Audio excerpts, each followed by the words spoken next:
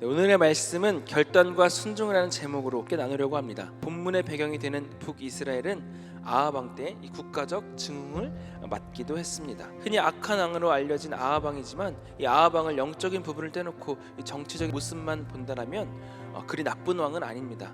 수많은 제국들과 강력한 왕국들이 질비한 이 고대 근동 지방에서 이스라엘이라고 하는 이 국가의 이름을 각인시킨 강력한 왕이라고도 할 수 있습니다.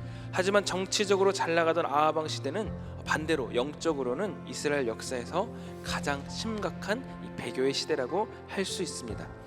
불과 100여 년 전만 하더라도 이 솔로몬 왕 때 예루살렘 성전에서 봉헌식을 드리며 이스라엘 전체가 이 여호와의 신앙으로 불타올랐지만 이 아합 왕 때 북이스라엘 왕국은 이 무늬만 여호와의 신앙이 남아 있을 뿐 뼛속까지 이 바알과 아세라를 숭배했습니다.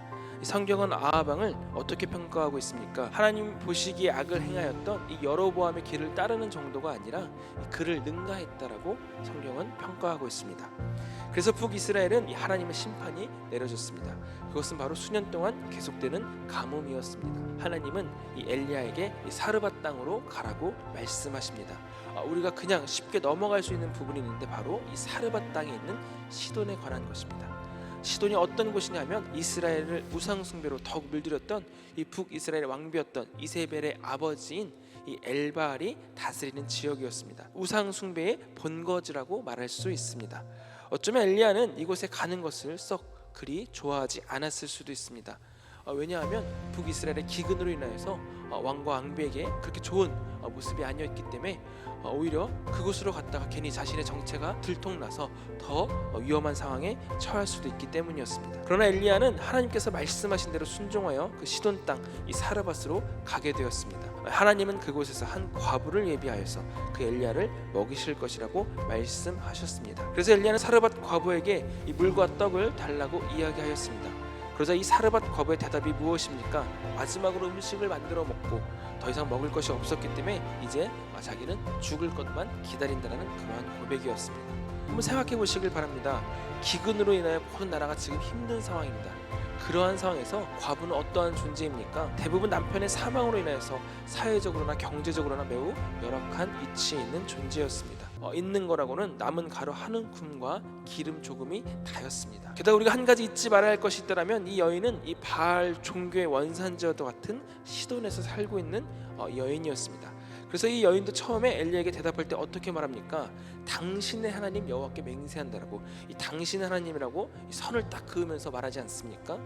여러분들, 엘리야가 피도 눈물도 없고 다른 이의 아픔에 공감하지 못하고 자기의 배를 채워야 하는 이기적인 사람이었기에 이 여인에게 이렇게 말했을까요? 그렇지 않습니다. 엘리야는 자기만 하는 이기적인 그런 사람이 아니었습니다. 또 하나님은 누군가만을 편애하셔서 그를 위해서 다른 사람을 무조건적으로 희생시키시는 그런 비합리적인 분도 아니십니다.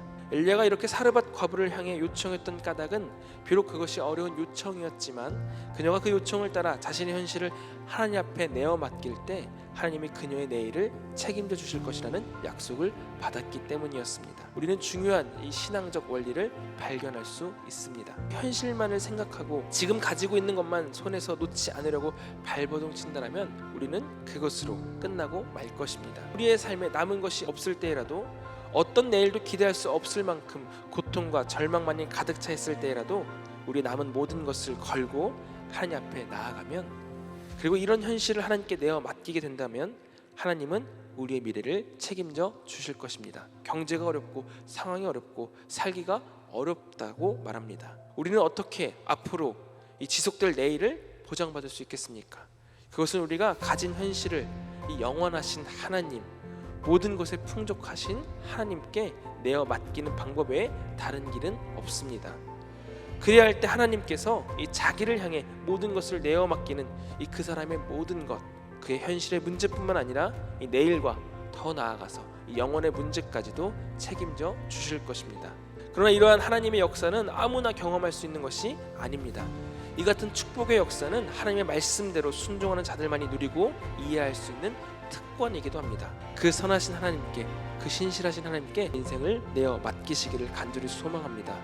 그래서 이 사르밧 과부와 같이 그저 가루와 기름이 마르지 않고 떨어지지 않는 정도에 만족하는 것이 아닌 이 여호와의 말씀이 이 진실한 줄 깨닫게 되시는 저와 여러분들 모두가 되시기를 간절히 소망합니다.